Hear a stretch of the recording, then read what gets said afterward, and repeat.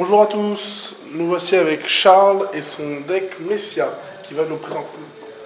Alors déjà pour commencer, je vais vous présenter de base le TD Messiah et ensuite je partirai plus sur le deck parce que comme vous pouvez voir il y a des petits papiers blancs et en fait le deck est basé sur le support GPT-3. Alors pour commencer, on va commencer par les G0, G1, G2 et G3 et G4. Donc pour commencer, l'une des cartes les plus attendues puisqu'elle est sortie durant le film mais nous n'avions pas l'effet, c'est Néon Messiah. Donc Néon Messiah qui est quand même une carte assez attendue puisque à la fin du film on la voit sans effet faisant disparaître Harmonic Messiah et voilà, sans infos supplémentaires. Donc Néon Messiah, c'est quand même une des cartes les plus importantes du deck puisqu'en fait quand elle est unlock, vous la mettez dans votre soul en génération de break 1 et elle vous permet de tuto un G3 Messiah de votre deck. Voilà. Ensuite dans le TD vous aviez aussi donc Aslep Messiah, donc le ton à 8000, basique chez les TD. Ensuite, vous avez Lock Break, Read Better, qui est en génération de break 1. Quand il attaque, vous pouvez unlocker une carte sur votre. Enfin, unlocker une carte, voilà, sur le terrain adverse, où vous voulez. Et cette unité gagne 4000. Donc en fait, il tapera à 11 tout seul. En G1 aussi, dans le TD, vous possédez donc le perfect de base. Et le support à côté qui n'est pas non plus exceptionnel. Ensuite, le plus intéressant quand même dans le deck, dans le TD en tout cas, c'est les G2. Donc dans le G2, vous avez bien sûr le tapeur à 12 en génération de deck, on regarde. Et vous avez donc ensuite un second Messiah qui s'appelle A Working Messiah, qui a comme effet en génération de deck. Quand elle est unlock, vous choisissez une carte sur votre terrain, vous la standez et elle gagnera 2000. Ce qui fait qu'il faut savoir une chose, c'est qu'une carte unlock revient toujours stand. Je tiens à remercier Charles pour cette petite précision. Vous avez aussi une seconde carte très intéressante qui est quand même Sunset Egg du Blade, donc le génération de break 1 quand il est boosté et qui a la capacité de lock une carte du niveau 2 ou moins. Voilà, ce qui est plutôt intéressant. Ensuite, on va parler des G3, qui est très intéressant dans le TD bien sûr, la carte maîtresse Alter Ego Messiah. Donc je rappelle pour l'effet, donc génération de break 2, quand une carte est unlock sous Blast 1, vous piochez une carte, ce qui est très très fort en début de game. Et donc ensuite quand vous stridez dessus, vous cédez 1, vous choisissez une de vos cartes et une carte adverse, vous les loquez et votre vanguard gagne 5000 jusqu'à la fin du tour. Vous avez aussi un second G3 qui est dans le TD, qui n'est pas exceptionnel mais qui est plutôt sympa je trouve. J'ai un break 1, il tape à 16 tout seul et quand vous raillez dessus, vous cédez 1 et vous bloquez une carte chez votre adversaire, une carte chez vous. Voilà. Ensuite, je vais vous parler donc en soi du deck Messiah. Je l'ai basé sur la GPT-3 parce que, ayant fait les tests avec juste le TD, malheureusement, il n'y a pas assez de support pour permettre de faire quelque chose. Donc, j'ai parlé déjà des géants. Alors, les géants, vous avez donc 4 perfects, qui seront bien sûr remplacés par les perfects qui flippent. Et vous avez donc ensuite Destiny Deal. Destiny Deal, je vous rappelle que c'est donc le Strider et celui qui tuto Messiah. Bien sûr, élémentaire dans le deck, obligé de le jouer 4 fois. Ensuite, l'une des cartes vraiment maîtresse du deck, c'est vraiment Dark Metal Chameleon. Donc, je vous rappelle les faits. Génération de break 1, quand cette carte est unlock, et pas une autre, quand cette carte est unlock, vous déflippez 1. Ce qui est très intéressant, puisqu'en fait, avec les Messiah, donc votre Messiah G3, quand vous stridez, hop, vous bloquez lui, ce qui fait que le CV que vous avez utilisé va tout de suite être rentabilisé. Et j'ai mis un Palladium parce que en fait j'avais une petite place du coup et comme j'ai beaucoup de Palladium, ce qui est plutôt intéressant avec Palladium, après je vais revenir en détail dessus, vous avez un combo avec Messiah en génération 21, donc ça veut dire que quand il y a par exemple une carte qui unlock sur le terrain adverse, sous Blast 1, vous unlockez la carte adverse, enfin la carte unlock adverse vous permet de piocher une carte, et effet de Palladium, counter Blast 1 vous le refoutez dans la soul, donc vous rentabilisez votre soul charge, et vous Omega Lock la carte, ce qui fait que vous avez fait 0, mais vous avez Omega Lock une carte sur le terrain adverse. Malheureusement, ça vous a coûté un CD. Ensuite, en G2, j'ai été très très simple, j'ai pas à chercher plus. 4 Dustblade, parce que Dustblade, il faut le dire, c'est très très fort. Il lock tout seul une carte, une colonne entière, ce qui est quand même très rentable. Ensuite, 4 fois Osmodium, je vais revenir plus tard sur Osmodium par rapport à Imaginary Plane.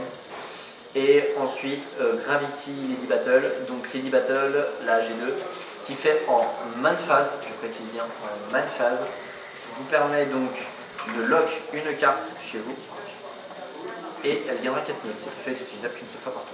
Ce qui fait qu'en fait toute seule elle va taper à 13. Ensuite, je vais venir sur les G3. Donc, j'ai mis 4 Imaginary Plane, 4 Alter Ego. Je vais expliquer tout de suite pourquoi Imaginary Plane. Alors, dans toutes les compos actuellement sorties au Japon, tout le monde joue Dark Zodiac. Le problème de Dark Zodiac, c'est que je trouve ça malheureusement beaucoup trop lent et je pense qu'il y a beaucoup plus de choses à faire avec Imaginary Plane. Je vais expliquer tout de suite pourquoi. Imaginary Plane, Counter Blast 2, pour chaque Star Raider dans la même colonne, ça veut dire que malheureusement, comme pour moi, il n'y a pas beaucoup de Star Raider, mais bon, la plupart du temps, c'est que comme j'ai déjà fait mon Neo Messiah, je mets des triggers ou éventuellement le Palladium qui traîne. Vous allez locker 3. Et en fait, par rapport à un petit combo que je vais vous donner après, vous allez pouvoir faire ce qu'on définit par une Omega Loop. Ça veut dire que vous allez pouvoir lock le terrain adverse tout le temps et pratiquement gratuitement. Donc, 4 fois Imaginary Plane, parce que quand même c'est une légion qui tape aussi à 22 000, ce qui est un gros avantage, à la différence de Dark Zodiac. Et Osmodium est quand même un excellent Ultimate puisqu'il permet d'Omega Lock et vous avez ni besoin d'être en Légion, ni de génération de break. Ce qui vous permet donc d'Omega Lock la carte par exemple vous avez lock durant le tour. Et surtout, c'est qu'il a juste besoin de toucher. À la différence du mate de Dark Zodiac qui fait que quand il touche, sous Blast 1, donc vous utilisez votre soul, le truc qu'il ne faut absolument pas faire avec Alter Ego. Et vous allez ensuite chercher du coup un de vos vanguards parmi les 5 cartes sur votre deck. Mais il faut déjà l'avoir. Et surtout c'est que Dark Zodiac reste un persona, ce qui est très très lent et demande du CD. Même si lui en demande 2, je veux dire il y a quelque chose à compenser. Ensuite, Alter Ego 4 fois, puisque Alter Ego ça reste très très fort. Pour les strides, j'ai pas encore défini totalement, mais pour l'instant ce sera plutôt 2 fois la GR, donc Amnesty Messiah, donc là qui sont remplacés par des Messiah, 4 fois le stride du TD et 2 fois Blizzard. Alors je vais revenir tout de suite sur Blizzard, il y a un combo qui est très très intéressant à faire avec Messiah. En fait, en premier stride, vous pouvez faire par exemple Blizzard sur Messiah.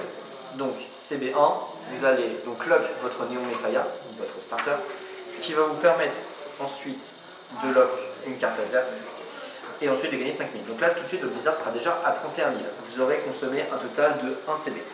Ensuite quand vous allez taper avec votre vanguard, CB1, vous allez reface up un Blizzard ou éventuellement une autre carte, ça vous fait plaisir. Et à ce moment-là donc vous aurez consommé 2 CB et vous serez tout de suite en génération de ce combo à la fin du tour, votre stride s'en va en premier. Et ensuite vos cartes sont all lock, ce qui fait que vous pouvez faire l'effet d'altérer de votre Néon Messiah, je veux dire, d'aller dans la soul, d'aller chercher un Messiah, et ensuite faire l'effet de votre Alter Ego Messiah en génération de 2, puisque vous l'êtes automatiquement. Ce qui fait que si vous faites tous les sous-blasts, vous ajoutez une carte et vous piochez une carte. Et si vous avez le lock par Lady Battle et tout, vous pouvez faire quelque chose de très sympa. C'est le combo à 3 cartes en fait. Le combo à 3 cartes. Ensuite, je vais revenir donc sur un combo par rapport à Imaginary Plane. Au moment où vous avez plus de soul avec Alter Ego et vous avez sorti tout ce que vous avez à sortir, vous avez un excellent combo à faire avec Imaginary Plane et Gravity et Dark Metal. En fait, en gros, c'est vous stridez.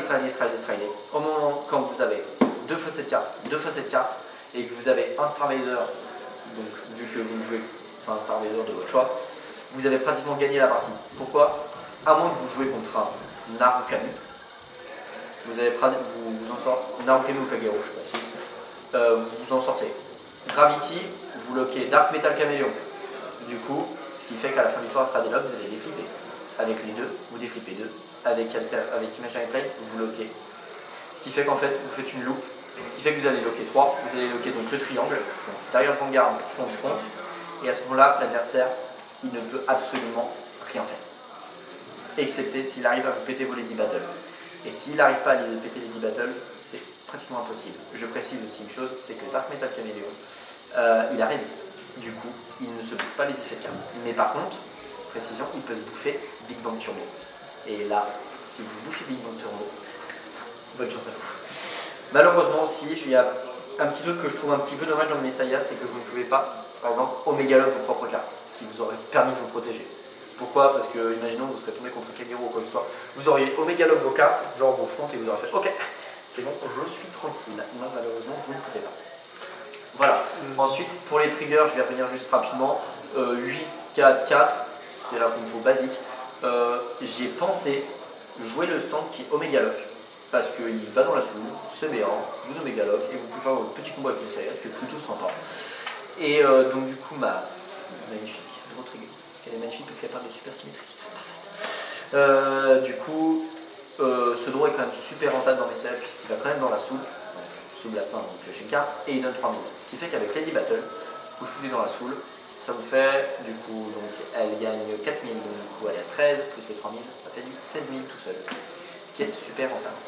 Et ensuite pour les strides, donc en fait, pourquoi je joue que 2 fois Amnesty, c'est parce que le problème c'est que pour placer Amnesty dans cette compo c'est assez compliqué. Il faut vraiment avoir 2 Gravity, il faut vraiment faire que du lock partout. Et dès que vous l'avez fait par contre, Unbelievable, vous vous amusez pendant tout le truc. Mais l'avantage aussi c'est que vous tapez d'abord à vos gardes, ce qui fait que vous débloquez tout et vous avez encore de la puissance. Voilà, sur la compo du deck Messiah, n'hésitez pas à marquer, que ce soit dans les commentaires ou sur la page Nakana, vos impressions sur le deck. J'essaie d'optimiser le deck au maximum. Si vous avez des conseils, n'hésitez pas. Voilà, ciao!